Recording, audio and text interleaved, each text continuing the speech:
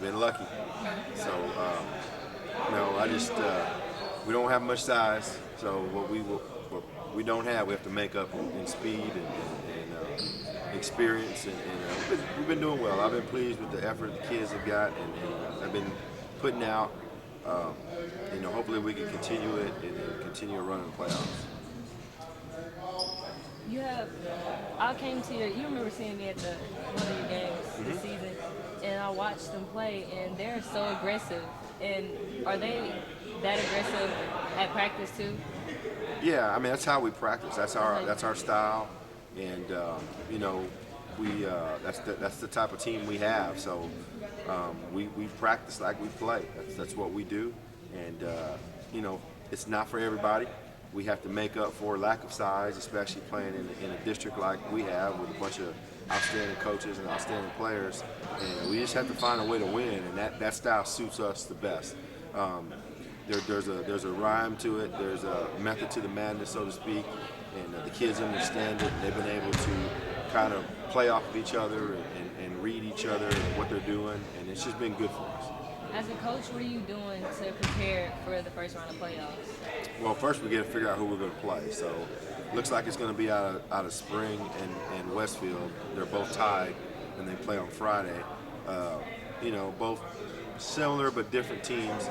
So for right now, we're just going to continue to keep getting better, taking care of us, making sure we're healthy going in, and working on our game plan. And in addition, we'll be preparing for whoever we play, one of those two teams. In one word, how would you describe this entire season? Business-like. Last year we had a great team too. With all due respect to that team, it was a very good team. We made a very deep run in the playoffs. But I think it was a first in a lot of ways for a lot of us, the players, the school, and we were living in the moment. And I think we came in this year wanting to take care of business. It's not so much the moment anymore. It's about the job at hand. We try to take it one game at a time and see where we wind up. Going into first round, what does your team have to do to be successful? Well, we have to continue to play together. We got to continue to share the ball. Those are the two things that really make us a good team. We got to continue to play great defense and fly around on the floor. We can play a lot of different styles, but we want to play our game. So we'll try to dictate the tempo and try to do that. Out of every team you've played this season, what team gave you the most competition? Ooh.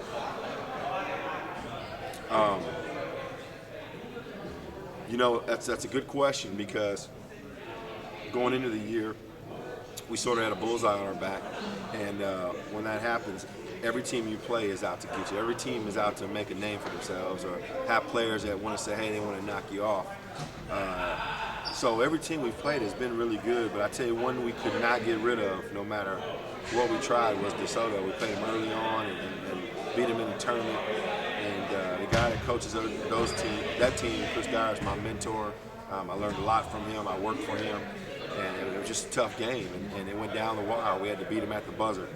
Cy Woods wouldn't go away either. We played them in the championship game, and they shot incredibly well against us, and it was back and forth until the end of the game. They played well. There's been a few district teams that kind of given us a challenge, but I don't know. It's kind of hard to say because every team has given us a pretty good shot. In district, I would say that the Woodlands probably.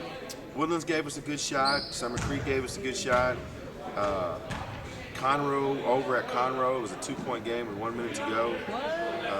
So we've had to weather some storms, here and there, but we've been able to come out on the winning end, so that's been good. How do you feel about, because social media is really prevalent at this time, and how do you feel about your players being on social media outside of the gym and even going into the first round of playoffs? How do you feel about them being at home on social media and stuff, because it can be a distraction? Yeah, but it's not going away, and so I talk to them about that.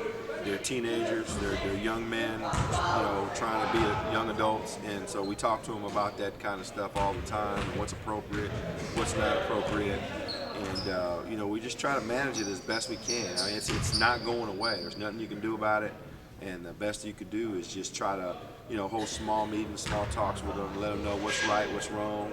They're not always going to make the right choices, and you try to get them back on track. And hopefully they understand if it's something that they do that warrants a consequence, well, we give them a consequence and we move on. So hopefully it's not too much of a distraction.